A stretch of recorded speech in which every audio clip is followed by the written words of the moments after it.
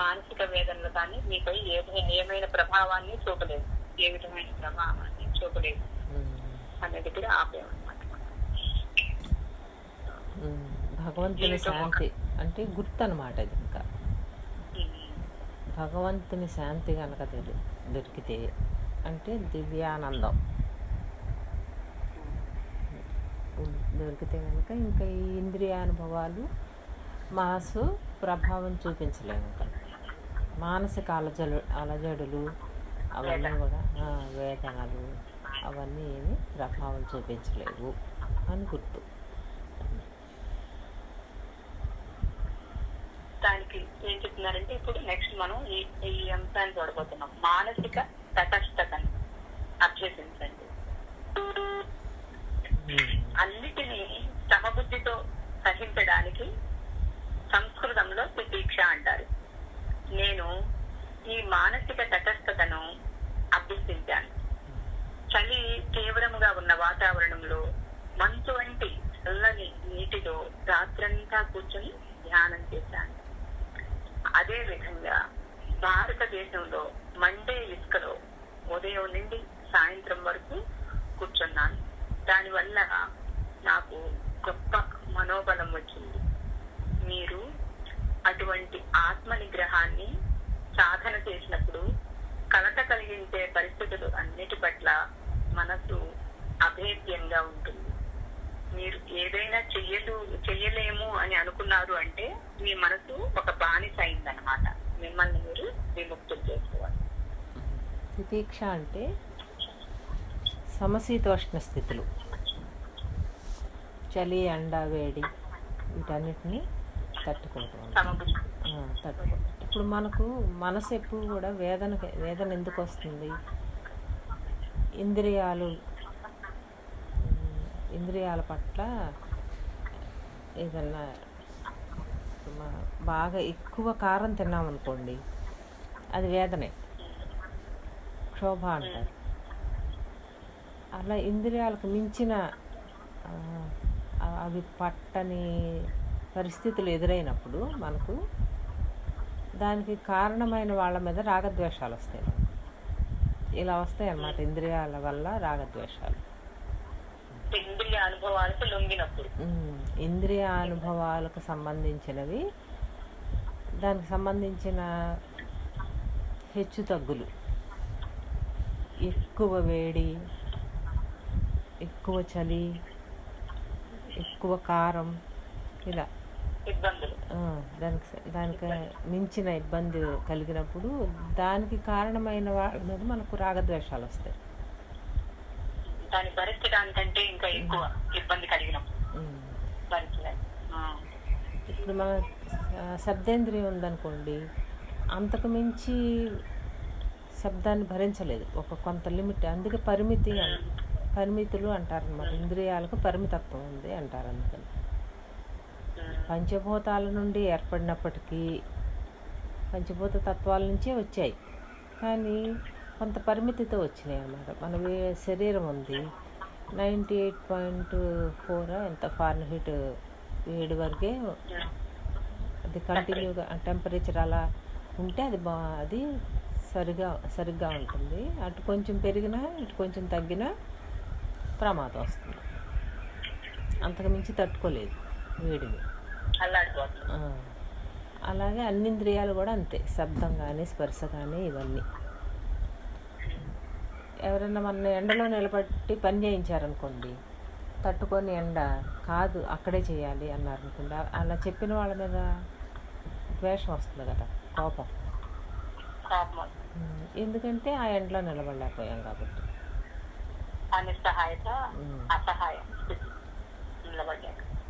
అంటే ఈ సమశీతోష్ణ స్థితులని జయించడమే తితీక్ష అన్నమాట.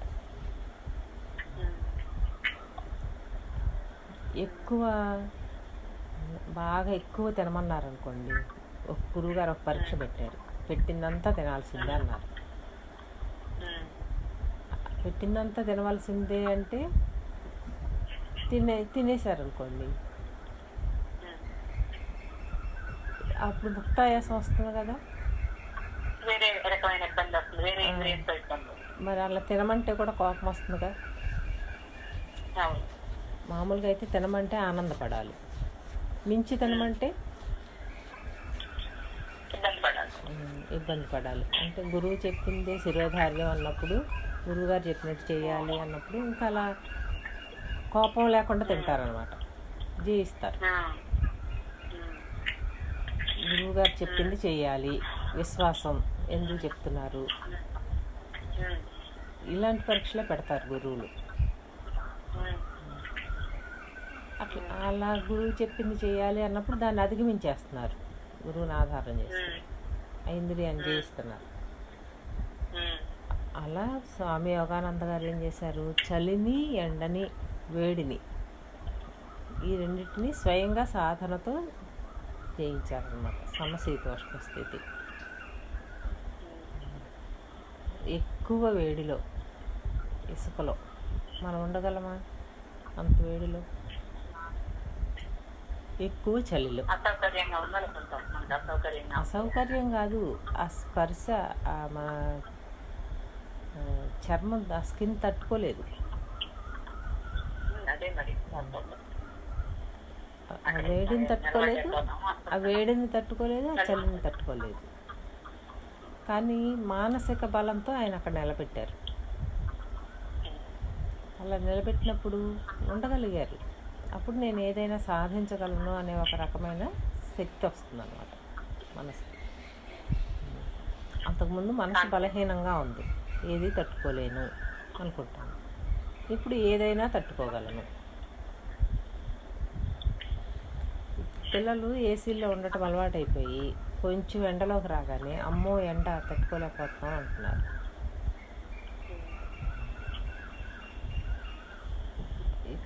పిల్లలకి ఇప్పుడు కారులో నుంచి దిగారనుకోండి, ఆ వేడి తట్టుకోలేరు.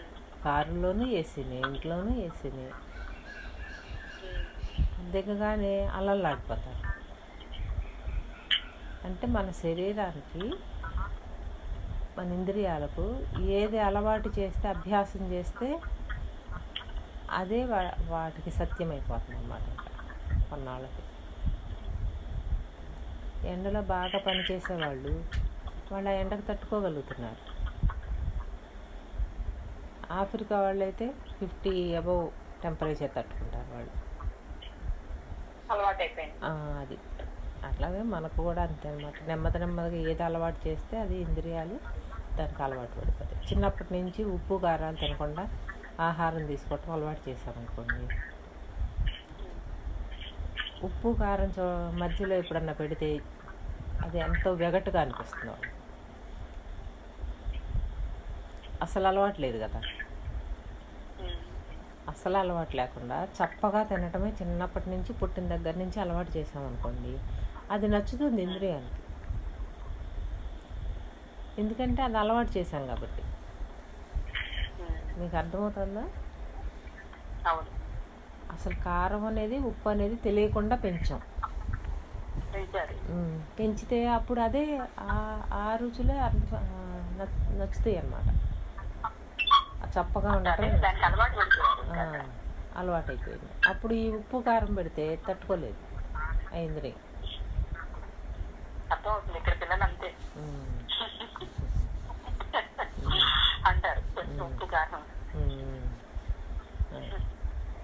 అంటే మనం ఇంద్రియాలకు ఏది అలవాటు చేస్తే అంతవరకు అవి, దీన్ని కూడా ఒక రకంగా సంస్కారం లాగా అంతవరకే గట్టిపడిపోతాయి అన్నమాట, బలపడిపోతాయి.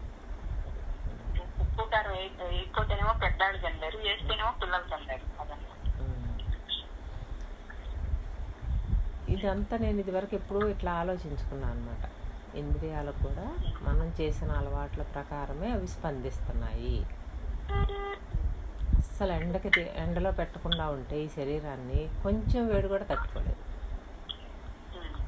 అదే ఎప్పుడు ఎండలో పని చేసే వాళ్ళకు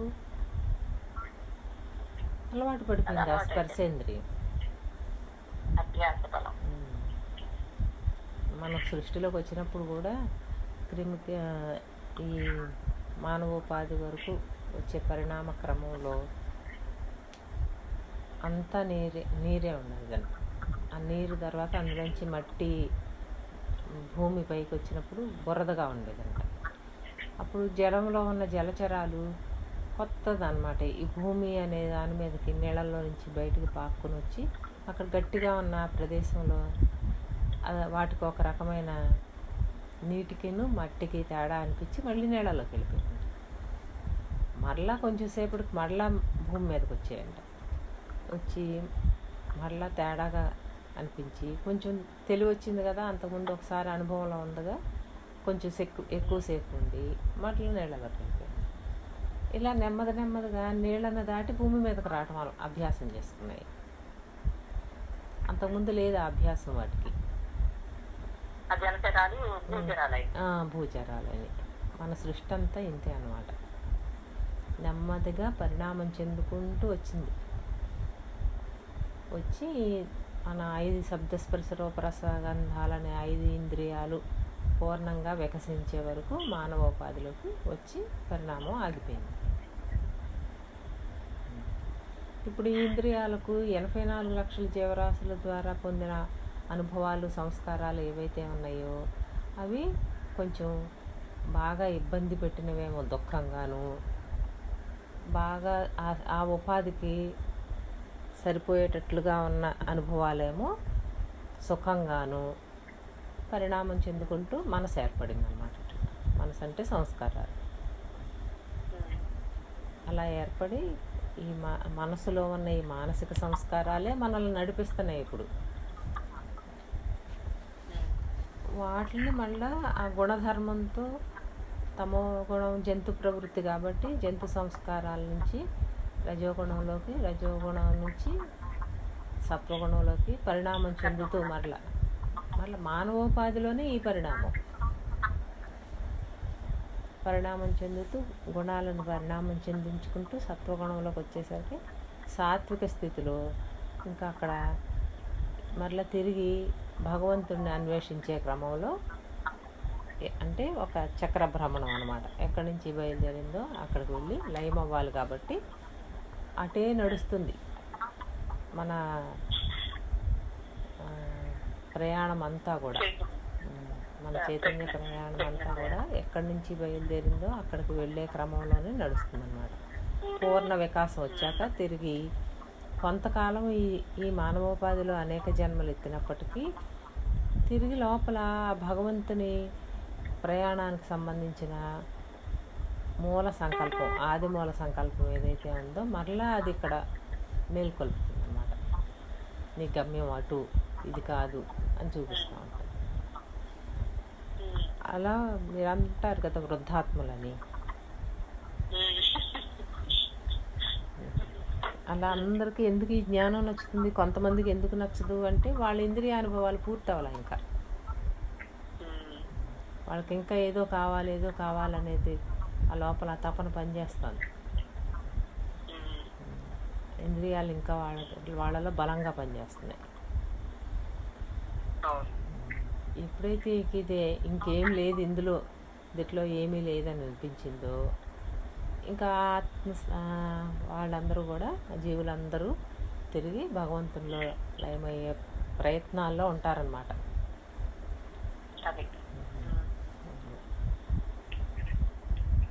మనం మళ్ళీ తిరిగి భగవంతునిలో చేరే క్రమంలో ఇదిగో ఇలా జ్ఞానం అని వెంపర్లాడుతున్నాం, అందరిలాగా కాకుండా ఉంటారు. అలా అవ్వాలి అంటే ఇప్పుడు ఈ ఇంద్రియాలన్నింటినీ జయించాలి. వీటికి ఒక అభ్యాసం చేసాం, ఇంతవరకే తట్టుకోగలను అని పరిమితత్వాన్ని. ఇప్పుడు వాటిని తిరిగి ఆ మనసే కదా ఇంద్రియానుభవాలకి రాగద్వేషాలు ఏర్పరచుకునేది.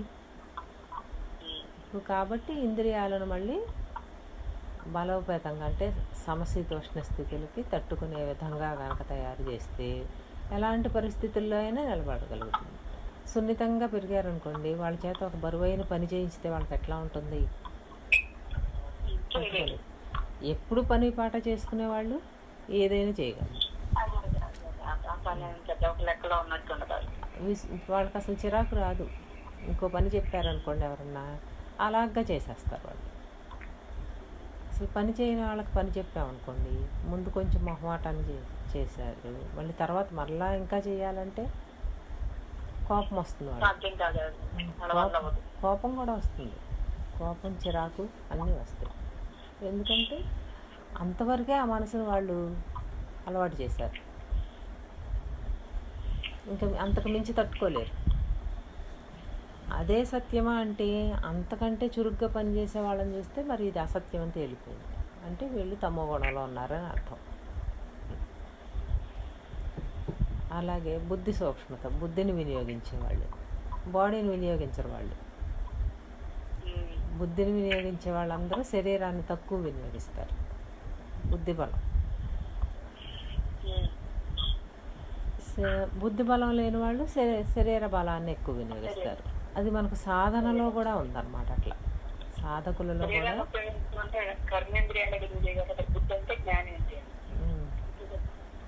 శరీరాన్ని వినియోగించడం అంటే భీముడు ఉదాహరణ, బుద్ధిని వినియోగించడం అంటే అర్జునుడు ఉదాహరణ. సూక్ష్మ బుద్ధి. చెట్టు మీద ఉన్న పక్షిని చూడమంటే కన్ను కనిపిస్తుందని చెప్తాడు అన్నమాట. అలా సూక్ష్మ బుద్ధి.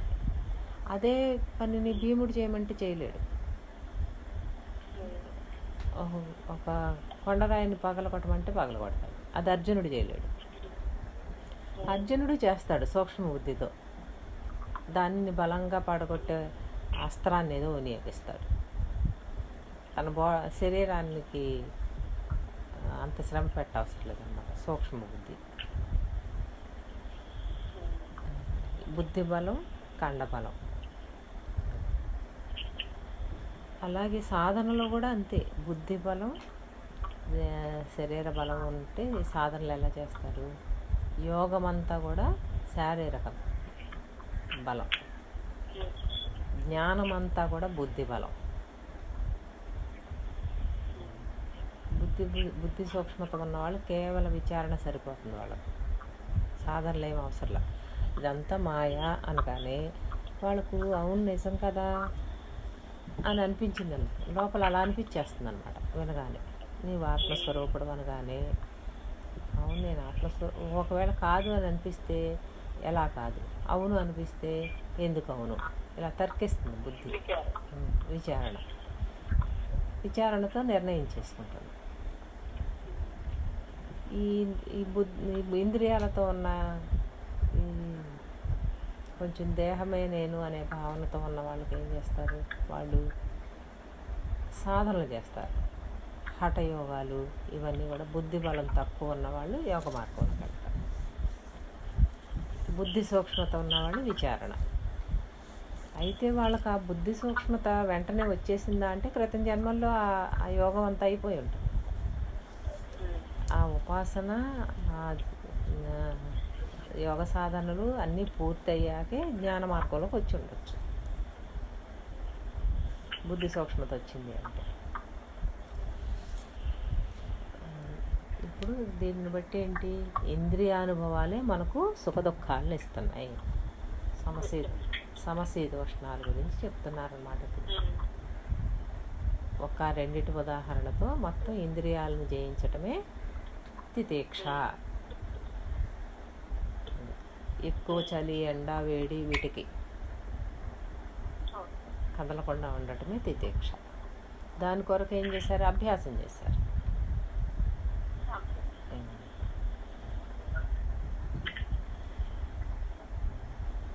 మనం ఎందుకు అంత వేడిలా ఉండలేకపోతున్నామంటే అభ్యాసం లేదు. ఎందుకు శరీరాన్ని ఎక్కువ శ్రమ పెట్టి పని చేయించలేకపోతున్నాము అంటే అభ్యాసం లేదు. మన శరీరంలో అణువు కూడా వాటికి కూడా గుణాలు ఉంటాయి అన్నమాట.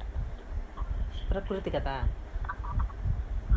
వాటిని మనం ఎలా వినియోగించుకుంటే అలాంటి అనుభవాన్ని ఇస్తాయి. మనం కూర్చున్న చోట నుంచి లేవకుండా బద్ధకంగా తయారయ్యామనుకోండి, కొన్ని రోజులకి ఏమవుతుందంటే లేవబుద్ధి కాదు.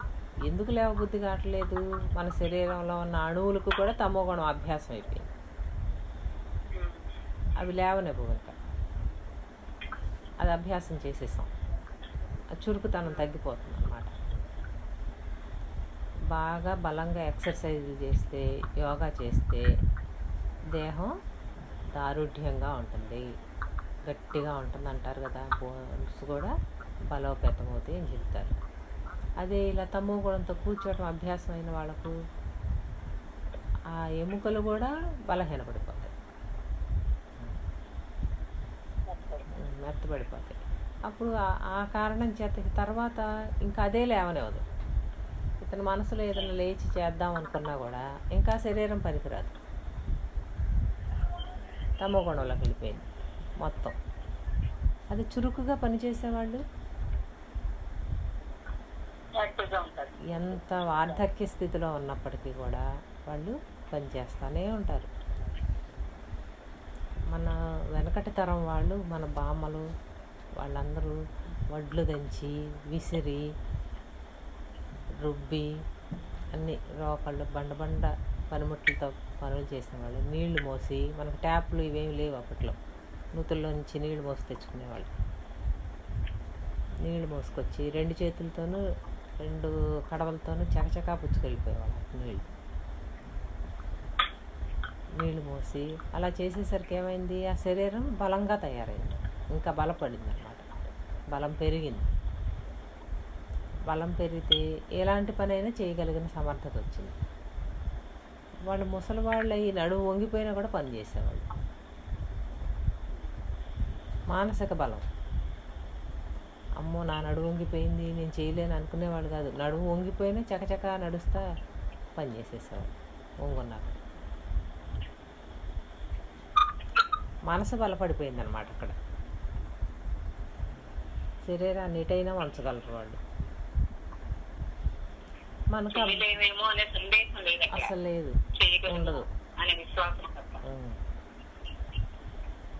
నేను బాబా గుడికి వెళ్ళేది అప్పుడు ఒక ఆమె నడుము వంగిపోయి ఉంటుంది, పెద్ద పెద్ద గేదెల్ని మేపేస్తూ ఉంటుంది రోడ్డు మీద. నడుము వంగిపోయి వాటి వెనక మళ్ళీ మామూలుగా అయితే మనకు భయం అనమాట, మనం వాటి వెంట నడవలేము, అవేమో అంత ఎత్తున్నాయి, మనమేమి వాటిని ఎదురు తిరిగితే అనుకుంటాం మనం. కానీ అవి నడుము వంగిపోయినా కూడా చకచకా వాటిని కొట్టి నడిపిస్తూ ఉంటుంది వాటిని. ఆవిడ చూసి అనుకున్నాను అనమాట, ఆ పరిస్థితుల్లో నేను ఉంటే అసలు వాటిని అట్లా మేనేజ్ చేయగలనా అని. 70 ఏళ్ళ ఆమె. మన ఇంట్లో వాళ్ళైతే అదే పరిస్థితిలో ఉన్న వాళ్ళని చాలా జాగ్రత్తగా కాపాడుకుంటాం అన్నమాట,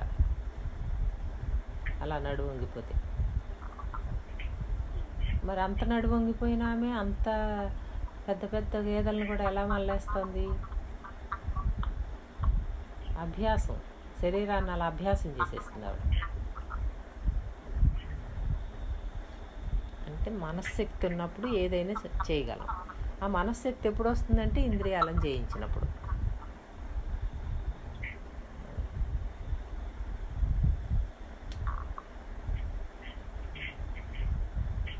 చదువు ఏదైనా చేయగలను అనే సమర్థత వస్తుందన్నమాట అప్పుడు.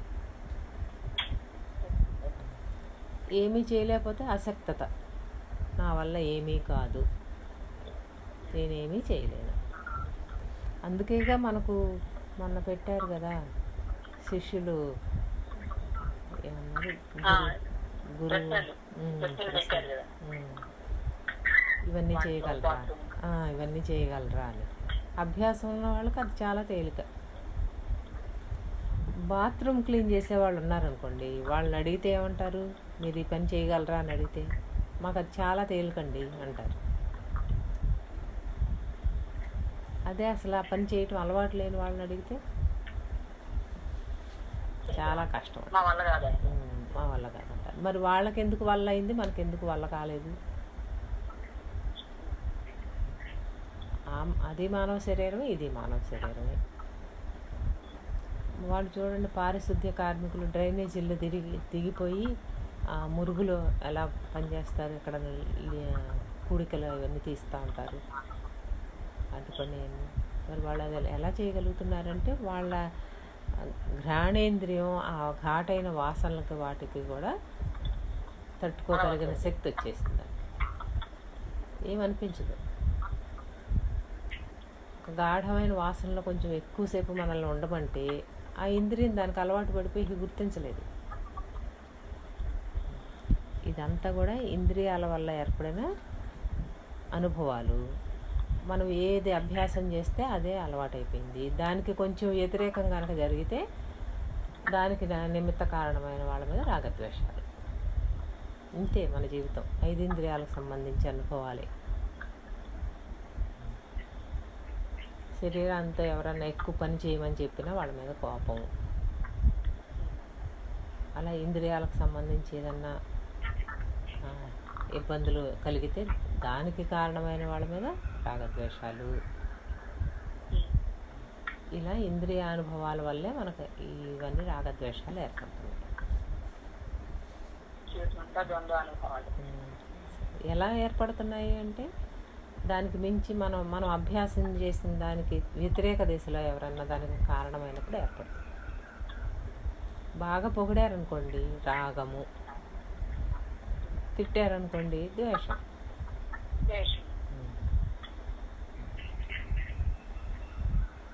కర్ణకఠోరమైన మాటలు వినాల్సి వచ్చిందనుకోండి, కాదు ఇక్కడే ఉండి అది పడాల్సిందే అన్నారనుకోండి ద్వేషం. మనకి ఇష్టమైన సంగీతం, దేవుడి పాటలు, ప్రార్థనలో వినాలనిపించింది అనుకోండి ఇష్టం. అది కూడా ఎప్పుడు అవే వినమన్నారు అనుకోండి, నువ్వేం పని చేయొద్దు, 24 గంటలు అవే విను, 24 రోజులు అవే విను, సంవత్సరం తరబడి అవే విను అన్నారు అనుకోండి, వింటారా? బలవంతంగా కూర్చోబెట్టి వినిపిస్తే ద్వేషం. ఇలా రాగద్వేషాలన్నీ ఇంద్రియానుభవాల వల్ల ఏర్పడుతున్నాయి. ఇంద్రియాలు జయించిన వాళ్ళకు రాగద్వేషాలు ఉండవు. ఇప్పుడు వాళ్ళని యోగి అన్నారు, భగవద్గీతలో ఉంటుంది. ఇంద్రియాలను కూరలు తీసిన పాములాగా తయారు చేస్తారంట యోగులు. కూరలు తీసిన పాము ప్రపంచంలో తిరుగుతూ ఉన్నా కూడా దానికి ఎవరు భయపడరు. అలాగే ఈ ఇంద్రియాలను జయించిన యోగి ప్రపంచంలో తిరుగుతున్నప్పటికీ అతని వల్ల ప్రపంచానికి కానీ ప్రపంచం వల్ల అతనికి కానీ రాగద్వేషాలు ఏర్పడవు. అది ఇప్పుడు చదవ. ఇంద్రియ అనుభవాల చేత ప్రభావితం కావట్లేదు కాబట్టి రాగద్వేషాన్ని జయించాలి. పైగా మానసిక శక్తి బలపడుతుంది. అక్కడ మనస్సే దివ్యత్వాన్ని సంతరించుకుంటుంది. మనసు ఆ బలహీనతలన్నీ కోల్పోయింది అనుకోండి, ఆ మనసు ఆత్మే. అప్పుడు ఇంద్రియాలకు సంబంధించి బలహీనపడిపోయి మనసు అయిపోయింది. ఇప్పుడు ఆ సంస్కారాలన్నీ జయించింది. ఇప్పుడు వాసనలు సంస్కారాలు లేనప్పుడు అక్కడ ఉన్నది ఆత్మేగా, ఆత్మసత్తా అన్నమాట. ఇంకప్పుడు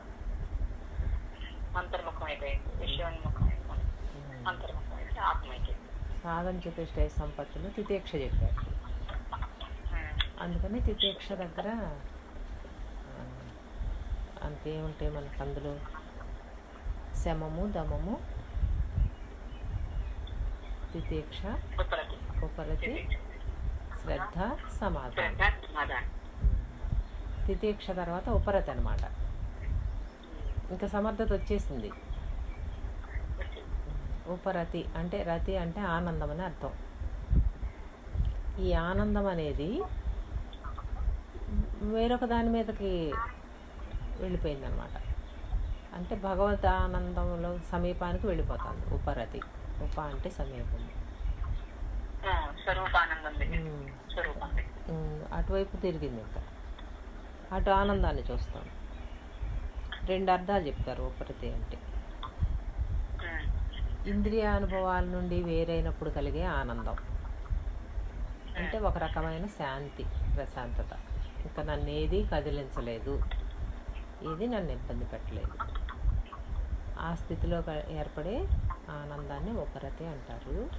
ఇంకొక అర్థం ఏం చెప్తారు అంటే ఇంద్రియ శమధమాలు సాధించడం కొరకు గాను తితీక్షణ అభ్యాసం చేసేటప్పుడు ఈ మనసును భగవంతునికి సంబంధించిన విషయాల వైపు మరలుస్తారు. సమీపంగా భక్తులు ఏం చేస్తారు? భజనలు, పూజలు, ఆ భక్తితో తన్మయత్వం చెందటం, అది ఉపరతి. జ్ఞానంలో ఉపరతి ఏంటి? ఇంకా ఈ జ్ఞానానికి సంబంధించిన శాస్త్రాలు అధ్యయనం చేయటం, సత్సంగాలు అవే దానికి సంబంధించినవి వినటం, గురువు ద్వారా ఉపదేశ వాక్యాలు తీసుకుని బ్రహ్మాకార వృత్తి ఉపరతి అన్నమాట. వృత్తులన్నీ అప్పుడు అంతకు పూర్వం ఇంద్రియాలకు సంబంధించి ఉన్నాయి కదా, ఇప్పుడు ఆ వృత్తుల స్థానంలో బ్రహ్మాకార వృత్తి పెడతారు. అఖండ బ్రహ్మాకార వృత్తి. అప్పుడు ఆ బ్రహ్మాకార వృత్తిలో ఏర్పడిన శాంత స్థితి ఉపరతి. ఇలా ఉపరతికి చాలా అర్థాలు చెప్పొచ్చు అన్నమాట. పై స్థాయిలో చెప్పొచ్చు, కింద స్థాయిలో చెప్పొచ్చు. కింద స్థాయిలో సాధకుడు వీటన్నిటిని సాధనల వైపు మరల్చడం, ఆ ఇంద్రియ విషయాల యొక్క వేదనలు, సంవేదనల నుండి ముక్తుడైనప్పుడు అక్కడ కలిగిన ప్రశాంతత ఉపరతి. దానివల్ల కలిగిన సమాధానం. ముందు శ్రద్ధ. శ్రద్ధ అంటే ఇక నమ్మకం కుదిరిందన్నమాట. శ్రద్ధగా ఉన్నాడు అంటే తను వెళ్ళిన మార్గం సరి అయినదే అనే ఉపరతి వల్ల నిర్ణయం కలుగుతుంది అన్నమాట. ఆ శాంతికి స్థానంలో శాంతి కలిగింది. ఈ మార్గం సరి అయినదే అనే దాంతో శ్రద్ధ కలిగింది. నమ్మకం, శ్రద్ధ అంటే ఇక్కడ విశ్వాసము, నమ్మకము, శ్రద్ధ అన్నీ ఒకటే. ఇప్పుడు ఆ శ్రద్ధ దేని పట్ల పెట్టాడు? ఆత్మజ్ఞానం వైపు, గురువు వైపు. గురువు చెప్పిన వాక్యాలు, గురువు మీద విశ్వాసం, ఇంకా తన స్వరూప జ్ఞానం, తన స్వస్వరూపాన్ని తెలుసుకోవటం అనే జ్ఞానం పట్ల శ్రద్ధ, నమ్మకము, విశ్వాసము. ఇక వెనక తిరగరన్నమాట. ఇంకా సమాధానం. తర్వాత సమాధానం అంటే ఆ చేసిన పని యొక్క ఫలితం. సమాధానం జరిగింది. ఇప్పుడు మనకు సమాధానం వచ్చిందనుకోండి, అసలు ఏ ప్రశ్నలు లేవనుకోండి. అంతకు పూర్వం అనేక ప్రశ్నలు వేసేవాడు, అసలు ప్రశ్నలే లేని స్థితిలోకి వెళ్ళాడు. అంటే ఏంటి అర్థం అక్కడ?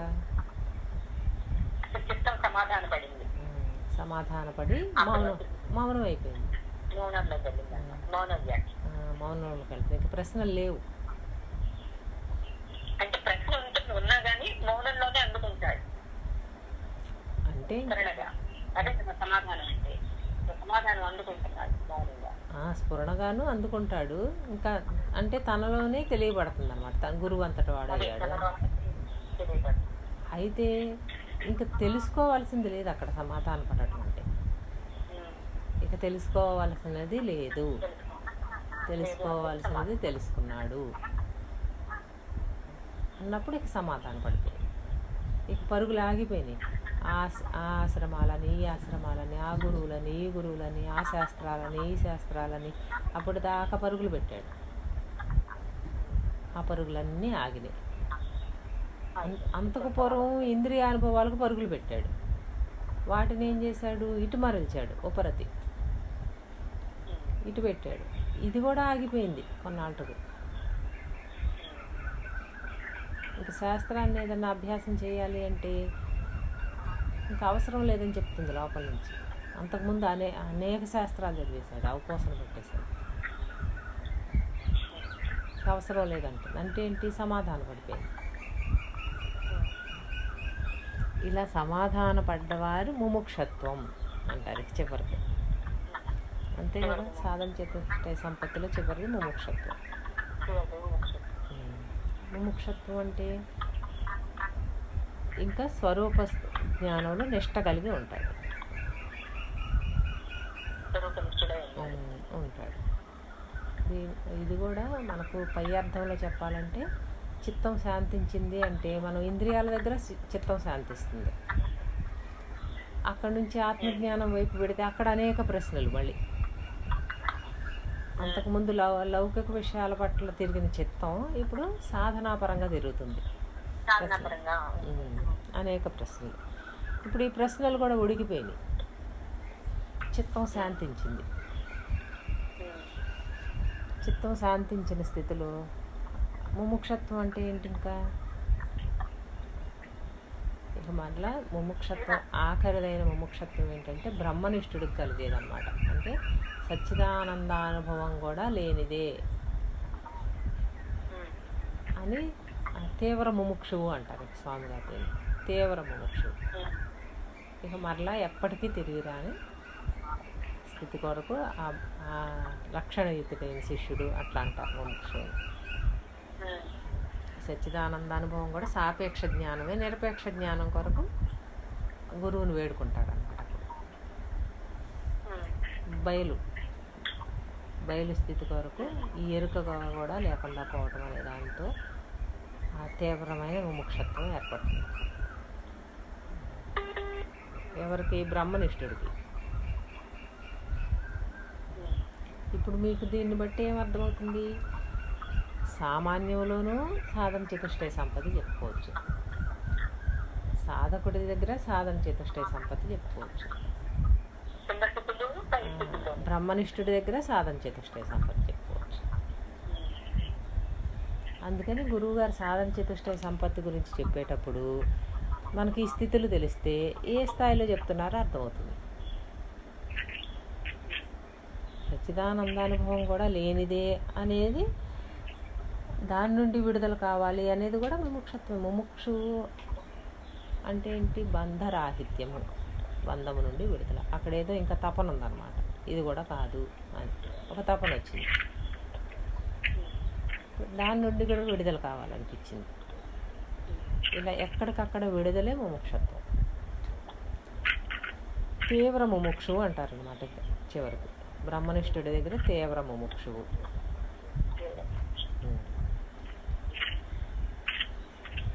ఇప్పుడు ఈ బంధం నుండి విడుదల వేటి నుండి అయితే అయింది అంటే ఇంద్రియ అనుభవాలు. ఇంద్రియ అనుభవాలు ఎందుకు మనకు రాగద్వేషాలు పెడుతున్నాయంటే అవి ఒక అభ్యాస బలంతో వాటిని మనం పరిమితం చేసాం అన్నమాట. ఆ పరిమితులు దాటితే రాగద్వేషాలు వచ్చేస్తాయి. అందుకని అదంతా మనసు యొక్క బలహీనత. కాబట్టి మనసుని ఇలా బలోపేతం చేశాను అని చెప్తున్నారు యోగానంద గారు, స్వామి యోగానంద. అలా తట్టుకోవాలన్నమాట అన్నిటిని.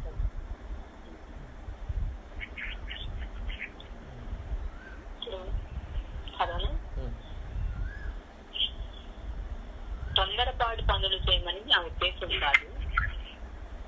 కల్లోలతకు అతీతముగా ఉండటము క్రమముగా అభ్యాసం చేయాలి. మీకు తప్పనిసరిగా సహనశీలత ఉండాలి.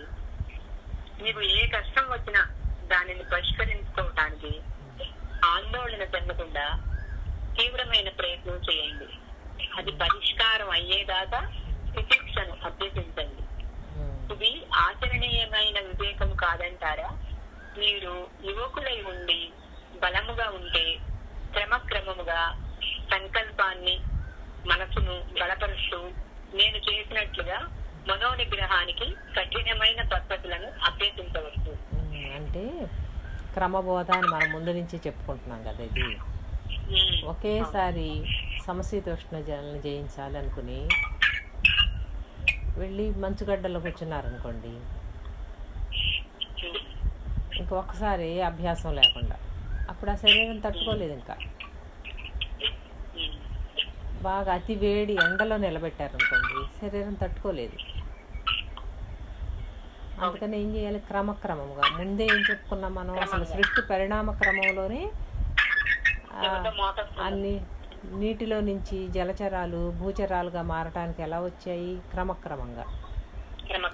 కాసేపు ఇటు ఆ స్పర్శతో ఆ కఠినత్వాన్ని అనుభూతి చెంది మళ్ళా నిలబడలేక నీటిలోకి వెళ్ళి మరలా తిరిగి వచ్చి మళ్ళీ అనుభూతి చెంది మరలా నీటిలోకి వెళ్ళి ఇలా క్రమక్రమంగా జలచరాలు భూచరాలుగా భూమిని మీద అభ్యాసం అయింది అన్నమాట. వాటికి ఒకేసారి వచ్చేలా అలా ప్రతి నెమ్మదిగా అలవాటు చేసుకోండి.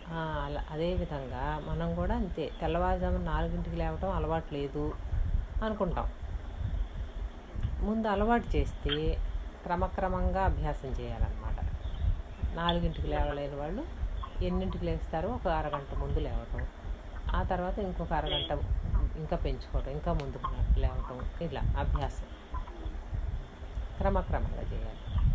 మానసిక బలం ఉన్న వాళ్ళు ఏం చేస్తారు, ఎదుటి వాళ్ళని ఎలా సాధిస్తారో అట్లా వాళ్ళ ఇంద్రియాలను కూడా వాళ్ళు సాధిస్తారు. ఆ బలం ఉంటుందన్నమాట వాళ్ళకి. సత్వగుణస్తులు భోగాభిలాషులు అన్నమాట. వాళ్ళు వాళ్ళ శరీరాన్ని కూడా శ్రమ పెట్టరు, వాళ్ళ ఇంద్రియాలను కూడా శ్రమ పెట్టరు. అందుకనే నెమ్మదిగా ఏమవుతుంది, సత్వగుణం తమోగుణంలోకి వెళ్ళిపోతుంది. సత్వగుణం నుండి ఆత్మజ్ఞానం వైపు లేవనెత్తి వాళ్ళ శరీరంతో అభ్యాసం చేయాలన్నమాట. అభ్యాసం చేయించి ఈ సమశీతోష్ణ స్థితులన్నీ జయించాలి, మానవమానాలన్నీ జయించాలి. అన్నీ కూడా ఇంద్రియాలే, ఇంద్రియ విషయాల పట్ల ఏర్పడినవి. స్వయం విచారణ చేసుకోవాలి. ఇట్లా ప్రతి ఇంద్రియ దగ్గర ఈ ఇంద్రియ అనుభవం లేకపోతే అని 5 ఇంద్రియాలను కూడా మనం ఆ అభ్యాసంతో వాటిని సాధన చేస్తే రాగద్వేషాలు లేవు. ఇంకా ఎలాంటి పరిస్థితుల్లో అయినా వాళ్ళ అతిథేక్ష వచ్చేసింది, సహజమైపోతుంది, సహజంగా ఉండిపోతారు.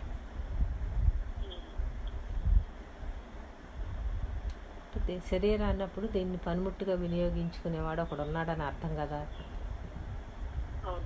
దానిని బట్టేగా చెప్పారు. వీటికి లోబడిపోయినవాడు, ఇంద్రియానుభవాలే మాయ, ఈ మాయకు లోబడిపోయినవాడు జీవుడు. ఇంద్రియాలను జయించాడు, మాయను స్వాధీనం చేసుకున్నవాడు ఈశ్వరుడు. ఈశ్వరుడు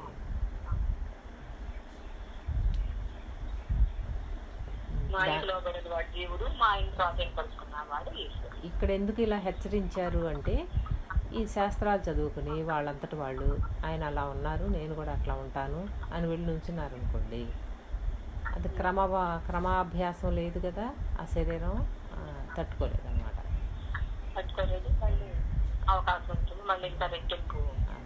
అందుకని ఏదైనా ఏం చెప్పారు, నెమ్మదిగా అభ్యాసం చేయాలి. మనకి ఈ అభ్యాసాలు కూడా నెమ్మదిగానే అయినాయి. పుట్టినప్పుడు మనం ఏమన్నా ఈ ఆహార పదార్థాల యొక్క అలవాట్లన్నీ ఉన్నాయా?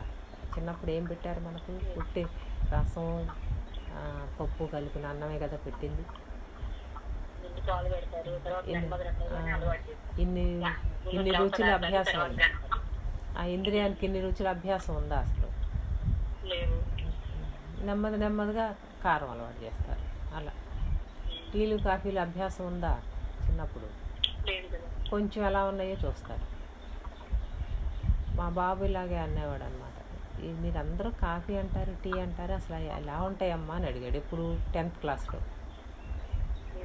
ఒకసారి తాగి చూడు అని ఇస్తే ఛీ అని అవతలకి పెట్టేసి, ఇంత చేదు రోజు మీరు ఎందుకు తాగుతున్నారు అసలు అని అడిగాడు. అంటే మనకు అది అభ్యాసం అయిపోయి మన ఇంద్రియానికి అది రుచిగా అనిపిస్తుంది. అసలు వాటి అభ్యాసమే లేని వాళ్ళకు చేదుగా అనిపించింది. కాఫీలు చేదు అనిపించింది, టీ చేదు అనిపించింది. అంటే మనకి అలవాట్లు ఎక్కడి నుంచి వస్తున్నాయి? అభ్యాసంతోనే. ఆ అభ్యాసంలో పదే దాన్ని రుచి చూపిస్తే అదే బాగుంది అంటున్నారు. ఇవి కూడా అంతే కదా, ఆల్కహాల్ ఇవన్నీ కూడా అంతే, చాలా ఘాటుగా, చాలా వికారంగా ఉంటాయంట. కుంకుడు రసం ఎలా ఉంటుందో అలా ఉంటుందంట. అట్లాంటిది వాళ్ళు అభ్యాసం చేయగా ఏమైంది, మధిర అని పేరు పెట్టేశారు దానికి. అంత చేదైంది కూడా, అభ్యాసం అయిపోయింది ఆ ఇంద్రియాన్ని. అభ్యాసం లేని వాళ్ళని చూడమంటే ముక్కు మూసుకుంటాడు, నోరు మూసుకుంటాడు వాళ్ళ దగ్గరికి వస్తే. అంటే ఈ ఇంద్రియ అనుభవాలన్నీ కూడా నెమ్మదిగా మనం ఎలా అలవాటు చేస్తే అలా బలపడిపోయి ఏమైంది, పదే దాన్ని కోరుతున్నాయి ఇంద్రియాలు. కోరుతుంటే అవి అడిగినట్లల్లా చేసేవాడు బానిస అయిపోయాడు. జీవుడు నిస్సహాయతలోకి వెళ్ళిపోయాడు అనమాట.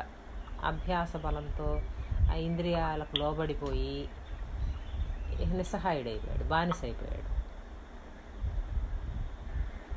అభ్యాసమే మళ్ళీ తిరిగి అభ్యాసం చేయాలి. మళ్ళీ అభ్యాసేనతు కౌంతేయ అని కృష్ణ పరమాత్మ అర్జునుడు చెప్తాడు.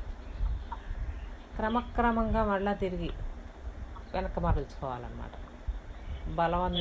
బలవత్తరంగా బలంగా చేయకూడదు. అవి కూడా బలపడిపోయి ఆ సత్తాన్ని సంతరించుకున్నాయి కాబట్టి ఒకేసారి వెనక్కి మరలిస్తే అది చాలా తీవ్రమైన సంవేదనకు గురవుతాయి అన్నమాట. నాడులు, ఇంద్రియాలు అన్నీ కూడా. అందుకని మళ్ళా నెమ్మదిగా వాటికి తెలియకుండా మార్చాలన్నమాట. తెలియకుండా మార్చాలంటే ఏం చేయాలి, ఉపరతి వేరే వాటి మీద పెట్టాలి తీసుకెళ్ళి. భగవంతుని గానాన్ని తన్మయత్వంతో గానం చేసుకునే వాళ్ళకు తాత్కాలికంగా ఇంద్రియాలన్నీ అణుగుంటాయి. అదే బాగా అభ్యాసం ఇటు బలపడిపోయింది అనుకోండి, ఆ తన్మయత్వంలోకి వెళ్ళిపోతే ఇంకా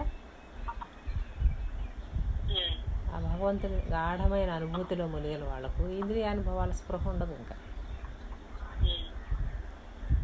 మరి ఇది అభ్యాసం అయిపోయింది. మౌనం అభ్యాసం అయిపోయింది. మాట్లాడమనండి వాళ్ళని.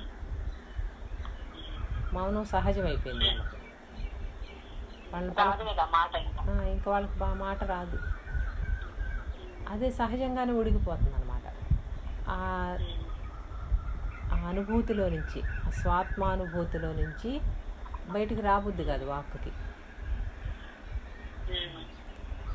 దాన్ని ఆస్వాదిస్తూ అందులోనే ఉండిపోతుంది. తనలో తాను ఉండటం అభ్యాసం అయింది. మౌనం వచ్చేసింది, సహజమైంది. దానినే ఉడిగిపోవటం అని చెప్తారన్నమాట. సహజం అవటాన్ని ఉడిగిపోవటం అంటారు. తనలో తాను రమిస్తూ ఉంటాడు. వాక్కుని బయటికి తీసుకురావడం కూడా కష్టంగా అనిపిస్తుంది అన్నమాట, మాట్లాడటం కూడా. అలాగే దృశ్యాలు చూడటం తగ్గిపోయింది అనుకోండి, నిరంతరం కళ్ళు మూసుకుని తనలో తాను ఉండటం అభ్యాసం అయింది అనుకోండి, వాళ్ళకి కళ్ళు రెప్పలు తెరవటం కూడా భారంగా అనిపిస్తుంది, కష్టంగా అనిపిస్తుంది. అంటే ఇంకా స్వాత్మలో రమిస్తూ ఉంటారు అన్నమాట వాళ్ళు. అలా ఇంద్రియాలు, జగత్తు అంతా కూడా వాళ్ళకు ఇంద్రియాల వల్లే కదా జగత్తు. అసలు ఇంద్రియాలు లేకపోతే ప్రపంచం ఎక్కడుంది? అందుకనే వెనకటి కాలంలో మన ఋషులు అసలు ఇదేంటి అని తెలుసుకుందామని ఈ ప్రపంచం ఏంటో, తానేంటో, తన శరీరం ఏంటో, మనసేంటో ఏమీ అర్థం కాని అయోమయ అవస్థలో ఒకానొకరికి వివేకం కలిగినప్పుడు వాళ్ళు చేసిన పని ఏంటి అంటే, మొట్టమొదట కళ్ళు మూసుకున్నారంట, చెవులు మూసుకున్నారంట, శరీరాన్ని ఒకచోట చలనాలు లేకుండా కూర్చోబెట్టేశారంట. అంటే ఆసనం అన్నమాట. అలా కూర్చోగా ఏమవుతుంది, బహిర్ముఖంగా ఉన్న ఇంద్రియాలన్నీ అంతర్ముఖంలోకి తిరగటం గుర్తించారు.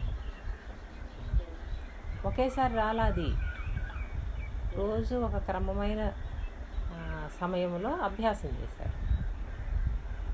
అలా అభ్యాసం చేస్తే క్రమక్రమంగా బహిర్ముఖంగా ఉన్న ఇంద్రియాలు అంతర్ముఖం అవటం గుర్తించారు. ఇది కూడా ఒక సైంటిస్ట్ ఎలా అయితే కనిపెడతాడో అలా కనిపెట్టారు.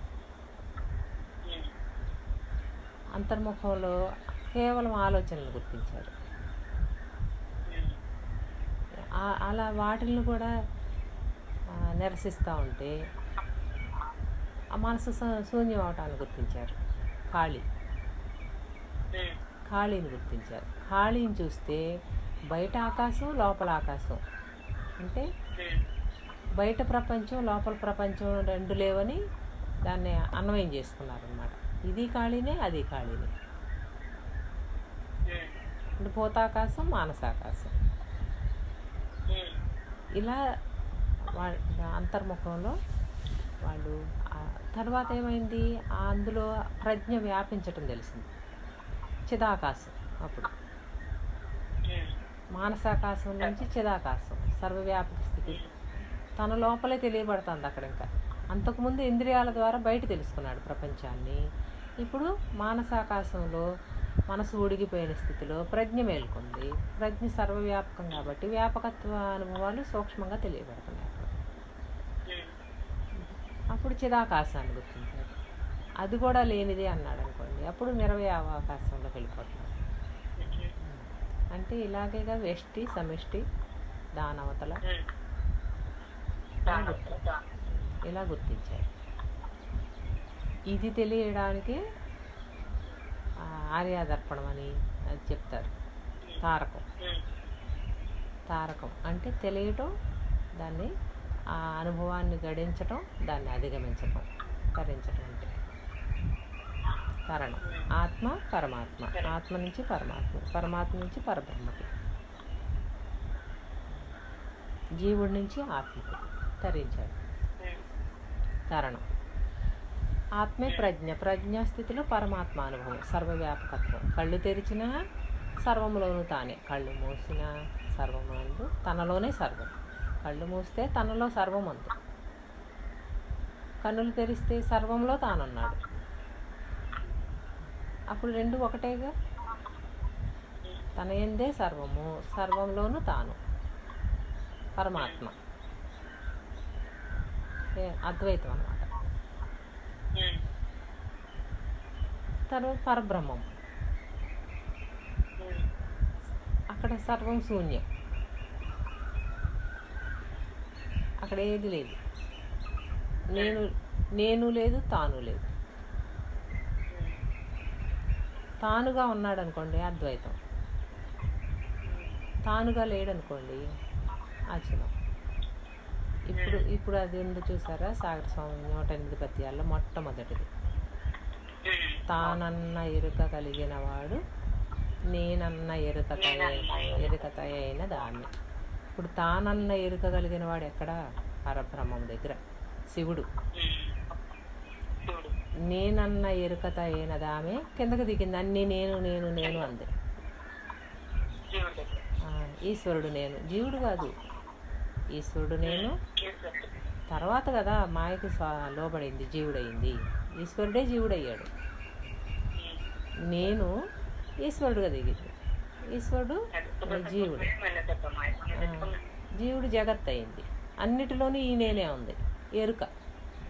నేనన్న ఎరుకత అయిన దాని. ఇప్పుడు మరలా తిరిగి ఈ ఎరుక విడిపించ సద్గురువై శివుడే ఏతించాడు. అందుకే శివాయ గురవే నమః అనుకుంటారు. శివుడు నిర్గుణం అన్నమాట, ఎరుక సగుణం. దీనికి ఎక్కడ చెప్పారు నిన్న? జీవుడేమో తానని తిరగేసి చెప్పారు, కింద లెవెల్లో చెప్పారు. అసలు తాను ఎక్కడ? పరబ్రహ్మ దగ్గర. అద్వైత సిద్ధి కలిగిన వాడు తాను. నేనన్న ఎరుక సగుణం. అంటే శివుడు పార్వతీ కిందకి లెక్క వస్తుంది అన్నమాట అక్కడ. ఈ రెండు ఉడిగిపోయినాయి. శివుడు లేడు, ఎరుక లేదు. శివుడేమో జ్ఞానం, కేవల జ్ఞానం శివుడు. జ్ఞానాజ్ఞానాలు ఎరుక. ఎరుకలో రెండు ఉన్నాయి, జ్ఞానము ఉంది, అజ్ఞానం ఉంది. అజ్ఞానం జీవుడు, జ్ఞానమేమో శివుడు. ఇక్కడ ఈశ్వరుడు అన్నమాట. జ్ఞానాజ్ఞానాలు మీరిన స్థితి కేవల జ్ఞానం, అంతే, కేవల. ఇప్పుడు ఈ శబ్దస్పర్శ రూపరసగంధాలనే విషయాలు మన దగ్గరకు వచ్చేసరికి ఇంద్రియానుభవాలుగా ఉన్నాయి. ఇప్పుడు ఈ ఇంద్రియానుభవాలను జయించిన వాడికి ఆ తర్వాత స్థితులన్నీ చాలా తేలిక, సూక్ష్మ బుద్ధి, ఇంకా సాధన ఉండదు, సాధనలు అయిపోతాయి. ఇంకా ఇంద్రియాలను జయించిన మనసుని దాటేశాడుగా, మనోపత్తిలో లేడు కాబట్టి సాధనలన్నీ వీటిని దాటటానికే. మనసు దాటాలి, మనసుని అధిగమించినట్టు. ఇంకప్పుడు సూక్ష్మంగా ఇంకా చతుర్విధ శుశ్రూషల్లో ఆత్మ శుశ్రూషలో ఉంటాడు అప్పుడు గురువుతో. స్థాన శుశ్రూష, అంగ శుశ్రూష, స్థాన శుశ్రూష, భావ శుశ్రూష నుంచి ఆత్మ శుశ్రూషలోకి వెళ్ళిపోతాడు. స్థాన శుశ్రూష, అంగ శుశ్రూష బాహ్యం, పూర్తిగా స్థూలం. స్థాన శుశ్రూష అంటే ఆయా ఇంద్రియ స్థానాలను శుద్ధం చేయటం అన్నమాట. గురువు దగ్గరుండి సాధనలు అక్కడ స్థాన శుశ్రూషలో స్థూల పరిధిని దాటడం. అంగ శుశ్రూష స్థూలాన్ని దాటడం, సర్వాంగాలను గురువుకు సమర్పించడం అన్నమాట. తర్వాత స్థాన శుశ్రూష హృదయ స్థానంలోకి వస్తాడు. అక్కడ స్థానము అంటే హృదయం. స్థాన శుశ్రూష, స్థాన శుశ్రూష నుంచి భావ శుశ్రూష, అక్కడ హృదయ స్థానంలో గురువు భావాన్ని అందుకోగలిగిన సమర్థత వస్తుంది. స్ఫూర్తి స్ఫురణతో నడుస్తాడు. అక్కడి నుంచి గురుభావం వెంటనే స్ఫురిస్తూ ఉంటుందన్నమాట.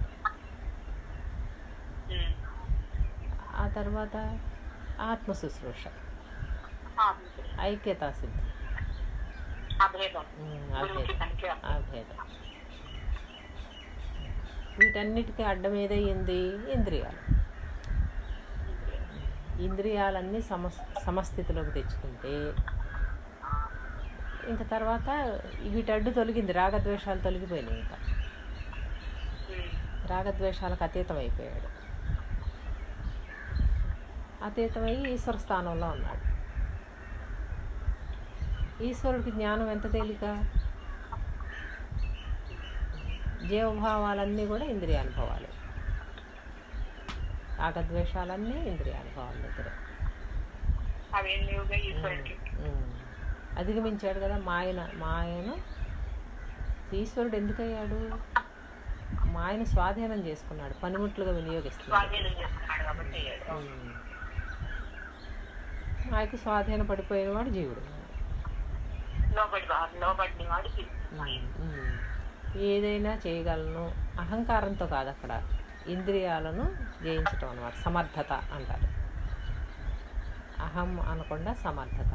అందుకని జ్ఞానవంతుడు ఎప్పుడయ్యాడు? వీటన్నిటిని తన స్వాధీనం చేసుకుని సమర్థతగా ఉన్నవాడు, సమర్థుడు అన్నమాట. ఇది సమర్థతకు అర్థం. మనకేమో అవన్నీ జయించాలంటే వాటికి అలవాటు పడిపోయి బాగా వ్యసనపరుడికి ఆ వ్యసనాలని జయించమని చెప్తే ఆ శరీరము, ఆ నరాలు, అణువులు కూడా, అందులో ఉన్న అణువు కూడా దానికి అభ్యాసం అయిపోయింది. కాబట్టి వాళ్ళల్లో ఎలాంటి మనసుకు దాన్ని అధిగమిద్దామని అనిపించింది అనుకోండి బుద్ధికి. కానీ వీటికి అలవాటు పడిపోయాడుగా, ఆ సమయానికి అవి అందకపోతే ఏమవుతుంది? వాళ్ళ వేదనకు గురి చేస్తుంది అన్నమాట. అభ్యాసం నిలబడలేడు, తట్టుకోలేడు. డ్రగ్ ఎడిక్ట్స్ వీళ్ళందరూ ఉంటారు కదా, వాళ్ళందరూ మారదామన్నా మారలేరు. ఎందుకంటే అభ్యాసం బలపడిపోయింది. కాఫీ మానేద్దాం అనుకుంటే అమ్మో నాకు తలనొప్పి అంటారు. అభ్యాసం బలపడిపోయింది, బానిస అయిపోయారు. అందుకని ఏం చేయాలి? ఆత్మశక్తి ఎక్కువ ఉన్న వాళ్ళు ఏం చేస్తారు? దానికి వ్యతిరేకం చేస్తారు. అంత ఆత్మశక్తి లేని వాళ్ళు ఏం చేయాలి? క్రమక్రమంగా అభ్యాసం చేయాలి.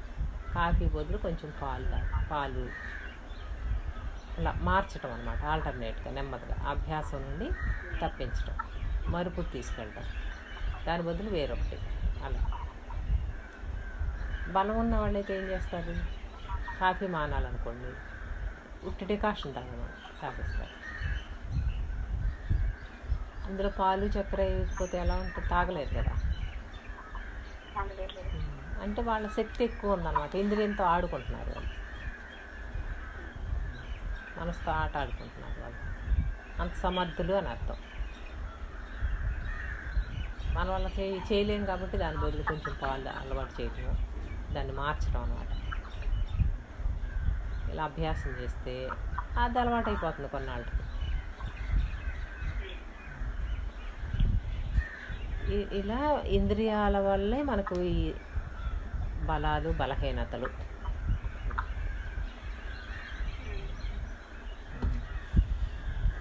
అందుకని ఈయన జాగ్రత్తగా చెప్పారనమాట, క్రమక్రమముగా అని చెప్పారు. ఒకేసారి చేయొద్దు, చేయగలిగిన సమర్థత ఉందో లేదో, లేకపోతే ఒక ట్రాన్స్ఫార్మర్ని ముట్టుకున్నట్టు అవుతుంది అన్నమాట. మైండ్ కూడా బ్యాలెన్స్ తప్పిపోయి, మెంటల్ బ్యాలెన్స్ తప్పిపోయి పిచ్చెక్కటం కూడా అవుతుంది.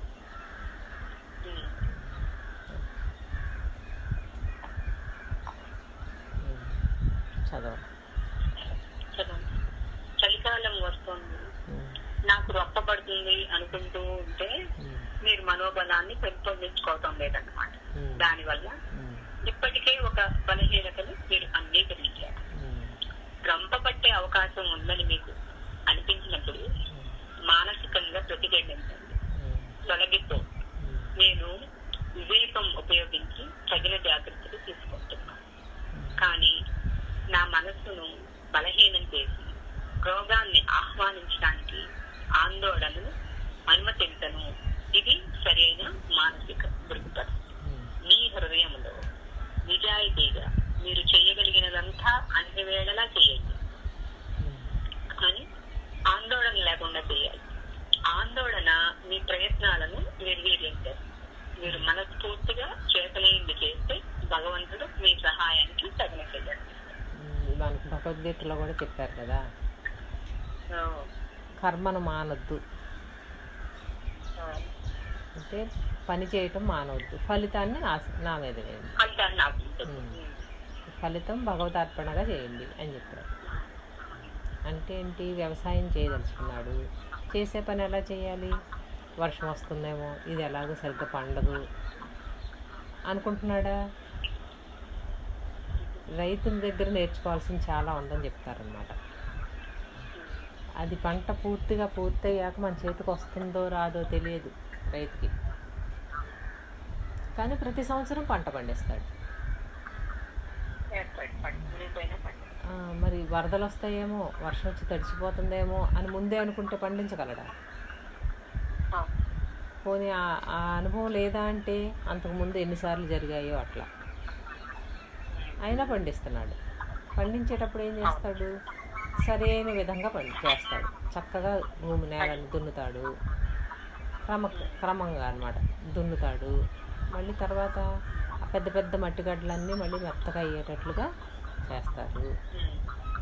చక్కగా మెత్తగా అయ్యాక అందులో విత్తనాలు చల్లుతారు, నీళ్లు పెడతారు, మొలకలెత్తితే విత్తనాలే మొలకెత్తాయా, భూమిలో ఉన్నవన్నీ మొలకెత్తినాయి.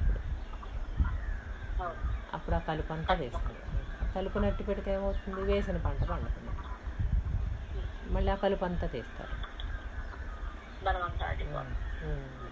కలుపు తీస్తే అప్పుడు ఇది చక్కగా పండుతుంది, పెరుగుతుంది. మళ్ళీ దానికి బలం తగ్గితే బలం వేస్తారు. మనకు అనారోగ్యం వస్తే ఎలా అయితే మందులు వేస్తారో వాటికి చీడపీడలకు మందులు వేస్తారు. అలా జాగ్రత్తగా పెంచుతారు. పంట కోసే సమయం వచ్చింది, చక్కగా కోసేశారు. పెద్ద వర్షం వచ్చింది,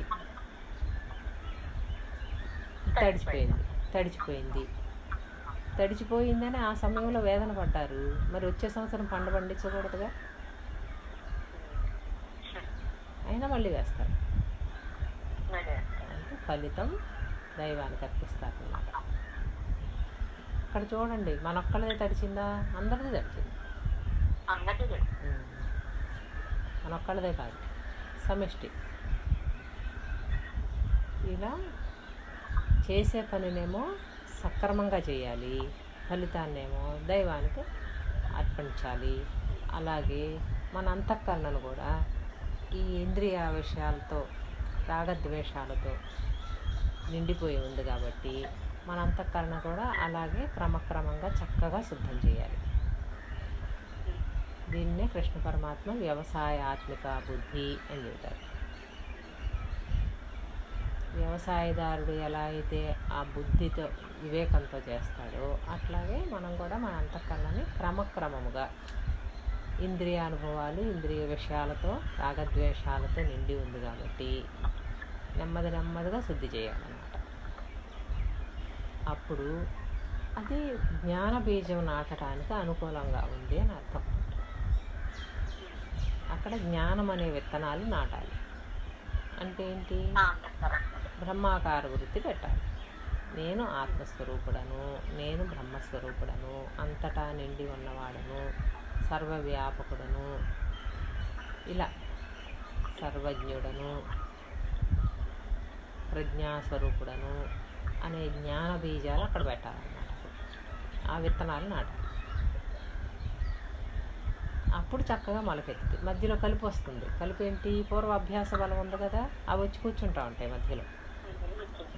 పూర్వ వాసనా బలం, పూర్వం మనసునటు అభ్యాసం చేసాం కదా, ఆ వాసనలు అవన్నీ వస్తాయి. వాటిని మళ్ళీ పెరికి తీసివేస్తూ ఉండాలి. ఆ కలుపుని తీసేస్తూ ఉండాలి. మళ్ళీ జ్ఞాన బీజాలు నాటుకోవాలి. అంటే ఇది నా స్వరూపం కాదు, వచ్చింది పూర్వ అభ్యాసంతో ఒక ఆలోచన వచ్చింది, ప్రేరేపిస్తుంది. ఇది నా స్వరూపం కాదు, నేను ఆత్మస్వరూపం, నేను ఇది కాదు. అభ్యాసం చేయాలి. అక్కడ వ్యతిరేకం చేయాలన్నమాట. అలా వ్యతిరేకం చేయాలి అంటేనే ఈ ఇంద్రియాలను దాటి సంశీతోష్ణాలు జయించాలి. అప్పుడు అవి మొలకెత్తుతాయి అన్నమాట, చక్కగా వృద్ధి చెందుతాయి. సర్వవ్యాపకుడననే అనుభూతమవుతూ ఉంటుంది. అప్పుడు అడ్డు లేదు కదా, సహజంగా అదే కాబట్టి వెంటనే అది అనుభవానికి వస్తుంది. అందుకని సాధనలన్నీ అంతఃకరణ శుద్ధి కొరకే. అంతఃకరణ శుద్ధి తర్వాత సాధనలు లేవు, భగవంతునితో ఏకత్వమే.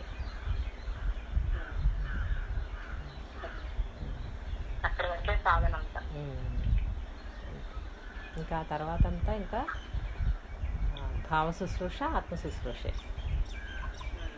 ఇదే అంతఃకరణ శుద్ధే స్థాన శుశ్రూష.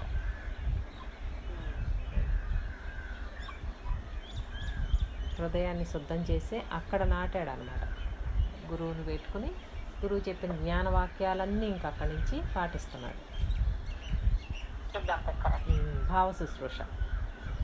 గురుభావమే తన భావం. గురువు ఏది చెప్తే అదే, గురువు ఏది చెప్తే అదే భావ శుశ్రూష. గురువు సహజంగా ఆత్మనిష్ఠులు కాబట్టి ఆయన యొక్క భావనలన్నీ జ్ఞాన సంబంధమైనవి అవుతాయి. సచ్చిదానంద స్వరూపుడననే భావన, పరబ్రహ్మములో అభావం, అక్కడే భావన లేదు. గురువు ఇప్పుడు పరమాత్మగా మనకు వ్యాపించి జ్ఞానబోధ చేస్తున్నారు కాబట్టి ఆయన యొక్క అనుభవం మనకు వస్తుంది. పరమాత్మ గురువు గారు మౌనంగా ఉన్నారు, తను మౌనంగానే అంటే మౌనంలో నుంచి ఇవ్వబడుతుంది అన్నమాట. అప్పుడు మౌనాభ్యాసం మనకు చూడండి, 8 మంత్రాలలోనూ చివర ముందు స్ఫురణ, తర్వాత మౌనం అలాగనే ఇచ్చారు. ముందు మౌనం, తర్వాత స్ఫురణ, ముందు స్ఫురణ. భావ శుశ్రూషలో స్ఫురణను అందుకుంటాడు, తర్వాత మౌనం. అక్కడ అసలు సాధన లేదు, స్ఫురణ దగ్గర మౌనం దగ్గర.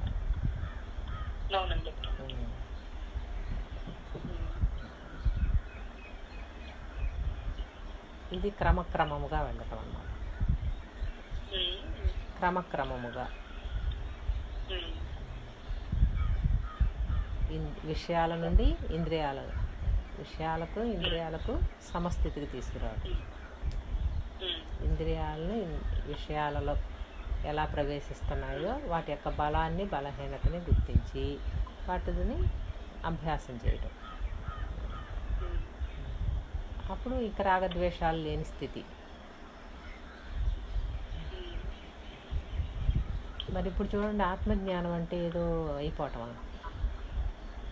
అది స్ఫురణతో జరిగేది అని పెట్టారు విజయ్ గారు. ఈ మంత్రాలు అన్నారు. 6వ మంత్రంలో పూర్ణము శూన్యము, ద్వాదము పెదగంధార్థాలు, బ్రహ్మసూత్ర భాష్యము, అనంతోపనిషత్తు, బృహద్వాసు. అనుష్ఠానమేమో దృష్టి సదా భూమ మధ్యమన్నే నిలకడ, వృత్తి ఐక్యతా సిద్ధి, షోడశావస్థ నిలకడ. తర్వాత తురీయాతీతము. అక్కడ 7వ మంత్రం నిర్వాసన మౌనం. మళ్ళీ 8వ మంత్రం ఆవరణ రహితం, నిశ్చల నిరంజన తూష్ణీభూత నిరామయం. అది 8. నాకు ఏదో డౌట్ వచ్చింది. 8 ఇంకోటి ఏదో పెద్ద చెప్పినట్టున్నారు. ఇది స్ఫురణ అనేది 6 దగ్గర స్ఫురణ. 7వది మౌనం, 8వది నిశ్చల నిరంజన తూష్ణీభూత నిరామయం. ఆ 3 కూడా సాధన లేని. ఇక్కడికి సాధనలన్నీ ఆగిపోయాక ఆ 3 అలా ఉండటమే గురువు చెప్పారు. స్ఫురణ ఆ సాధన వల్ల చివరికి రావాల్సిందేంటి? 6వదైన స్ఫూర్తి స్ఫురణ అందుకునే స్థితి రావాలి. సరైన అభ్యాసం చేస్తే సరైన అభ్యాసం చేస్తే పూర్ణం అంటే సర్వము తానైన స్థితి, శూన్యం అంటే తనకు తానుగా ఉన్న స్థితి. తానుంటాడు, ప్రకృతి శూన్యం అవుతుంది. తానుండటం అందుకని పూర్ణము శూన్యము ఒకటే చెప్తారు. సాగర్ స్వామి కూడా అలాగే చెప్పారు. 2 ఒకటే అని చెప్పారు. ఎందుకంటే ప్రకృతి శూన్యమైంది, తాను పూర్ణంగా ఉన్నాడు. అక్కడ శూన్యం అనేది ప్రకృతి, తానున్నాడు, అది పూర్ణం. అంటే సముద్రంలో ముంచిన కొండల వలె పూర్ణము, ఆకాశంలో ఉంచిన కొండల వలె శూన్యము అంటారు. అంటే ఆకాశంలో ఉంచిన కొండ ఆకాశం లోపల శూన్యమే, వెలుపల శూన్యమే.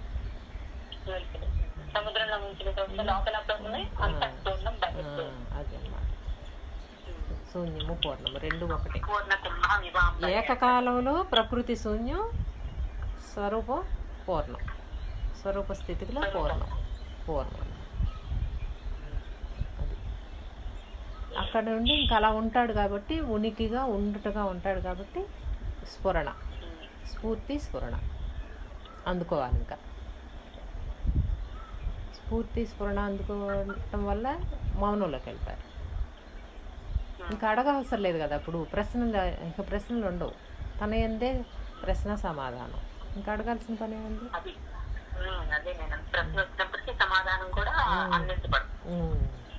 పూర్ణం మౌనం. ఇక మౌనం నిర్వాసన మౌన ముద్ర.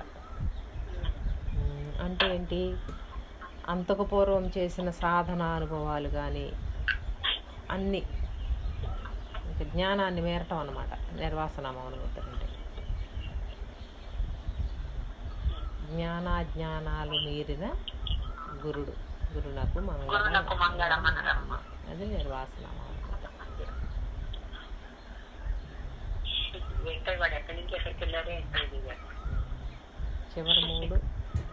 చివరి మూడిటికి సాధన లేదు, సహజంగా ఉండటం. పై వాటి సాధనల వల్ల ఇవి అందుకోవాలి, స్ఫురణ అందుకోవాలి, స్ఫూర్తి స్ఫురణ.